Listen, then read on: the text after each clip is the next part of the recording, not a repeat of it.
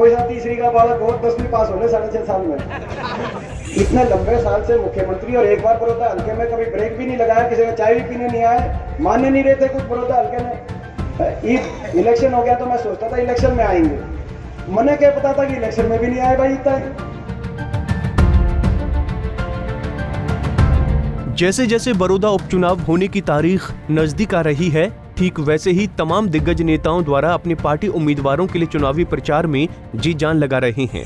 इसी कड़ी में बीते दिन कांग्रेस के राज्यसभा सांसद दीपेंद्र सिंह हुड्डा बड़ौदा हल्के में पहुंचे, लेकिन उनका चुनावी प्रचार करने का अलग ही अंदाज दिखा। देखिए कैसे दीपेंद्र सिंह हुड्डा कंबाइन पर सवार होकर कांग्रेस पार्टी के प्रत्याशी इंदुराज नरवाल उर्फ भालू के लिए प्रचार कर रहे हैं। दीपेंद्र कंबाइन मशीन चलाते जा रहे हैं और उनके आगे कार्यकर्ताओं सहित लोगों की भारी भीड़ चल रही है और कुछ तो डीजे की धुन पर थिरकते हुए भी दिखाई दे रहे हैं। जहां जहां से दीपेंद्र का काफिला गुजर रहा था, वहां माहौल एक तरफा होता नजर आ रहा था। इस दौरान दीपेंद्र ने बड़ौदा, रिढाणा, धनाना, गढ़वाल, भावड़ और निजामपुर में कई जनसभाओं में शिरकत की और इंदुराज नरवाल के लिए लोगों से वोट मांगे। साथ ही उन्होंने जनसभा को संबोधित करते हुए बीजेपी पर जमकर निशाना साधते हुए कहा कि उपचुनाव में हार सामने देखकर सूबे के मुख्यमंत्री और उप मुख्यमंत्री अब तक बड़ौदा में चुनाव प्रचार तक करने नहीं आए, क्योंकि 6 साल बड़ौदा की अनदेखी करने के सिवा कुछ नहीं किया, जो अब चुनाव में भी बड़ौदा का रुख करने से परहेज कर रहे हैं। कोई सा तीसरी का बालक हो 10वीं पास होने 6.5 साल में।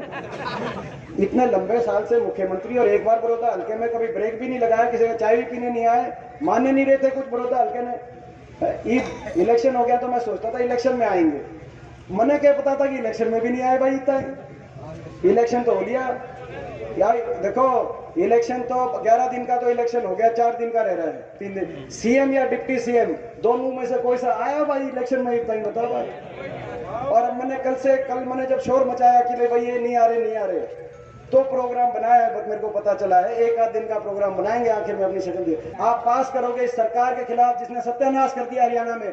आज एक और चीज पूछते प्रेस वाले कि अब ये इनको 1 साल भी हो गए सालगिरह, बोला इस 1 साल में क्या किया, जश्न बना रहे हैं कि 1 साल में बताएंगे। ये वो 1 साल है जिसने और भी हरियाणा को बर्बाद किया। इस 1 साल में लॉकडाउन में शराब घोटाला करने वाली सरकार ये है, लॉकडाउन के अंदर रजिस्ट्री घोटाला करने वाली सरकार ये है, धान घोटाले की सीबीआई इंक्वायरी को कैंसिल करके धान घोटाला में पर्दे डालने वाली सरकार ये है, माइनिंग घोटाला, खनन घोटाला करने वाली सरकार ये है। इस 1 साल में पीटीआई को, हजारों पीटीआई को बेरोजगार करने वाली सरकार ये है। इस 1 साल में ग्रुप डी के कर्मचारियों को बेरोजगार करने वाली सरकार ये है। इस 1 साल में किसान की कमर तोड़ने वाली सरकार ये है। हरियाणा का भट्टा बिठाना, पूरा भट्टा बिठाने वाली सरकार ये है। तो जश्न इस बात का बनाएंगे, मगर जश्न इनको बनाने दो।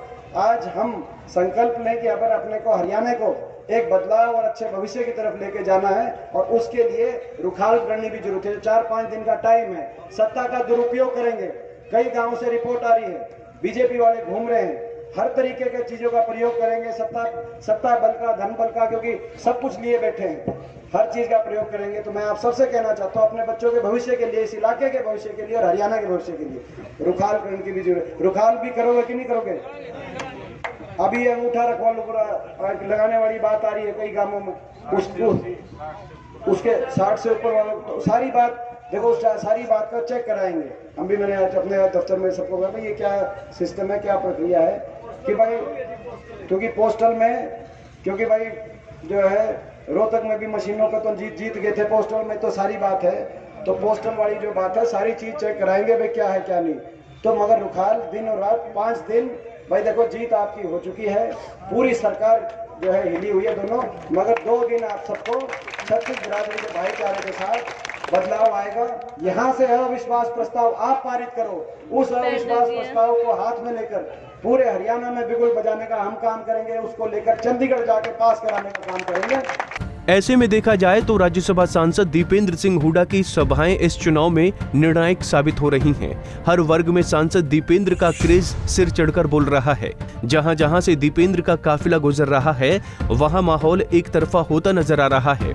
गांव के बाहर से ही दीपेंद्र को गले लगाने वालों, हाथ मिलाने वालों, आशीर्वाद देने वाले बुजुर्गों और लोकगीत गाती महिलाओं का बड़ा काफिला जुट जाता है। जनता के अलावा उन्हें बीजेपी नेताओं का भी साथ मिल रहा है। इसी कड़ी में बीते दिन बीजेपी नेत्री सुदेश मोर ने दीपेंद्र सिंह हुड्डा के नेतृत्व में कांग्रेस ज्वाइन की। बता दें कि बड़ौदा उपचुनाव के लिए 3 नवंबर को मतदान होने हैं और 10 नवंबर को नतीजे घोषित होंगे। ये तो आने वाला वक्त ही बताएगा कि बड़ौदा की जनता का आशीर्वाद किस पार्टी नेता के सिर पर होगा। बड़ौदा से सुनील जिंदल, पंजाब केसरी टीवी।